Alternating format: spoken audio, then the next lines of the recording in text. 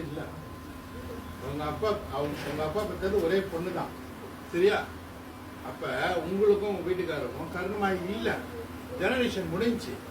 நம்ம வந்து பொய் சொல்ல தயாரா இல்ல, உண்மைனா உண்மைதான், சரியா?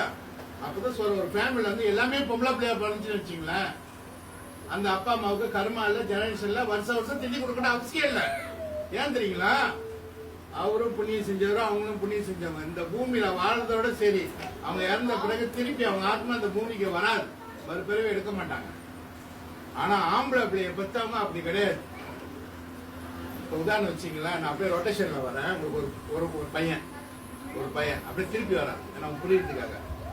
ஒரே ஒரு பையன் இருந்தான், அவனுக்கு ஒரு ஆம்பளை பிள்ளை இருக்குன்னு வச்சுங்க. அப்ப ஜெனரேஷன் கர்மா அப்படியே இருக்கு, ஒன்றும் முடியல. எப்படி தெரியுங்களா? இவருடைய அப்பா, அவருடைய அப்பா, இவரு, மகன், பேரன், 5 தலைமுறை வந்துருச்சு, 4 தலைமுறை வந்துருச்சு. அப்ப இந்த 4 தலைமுறையுடைய கர்மா அங்க போய்கிட்டே இருக்கு. ஆம்பளை பிள்ளை கிட்ட மெயினா ஆம்பளை பிள்ளை, மகன், பேரன், அப்புறம் கொள்ளு பேரன்.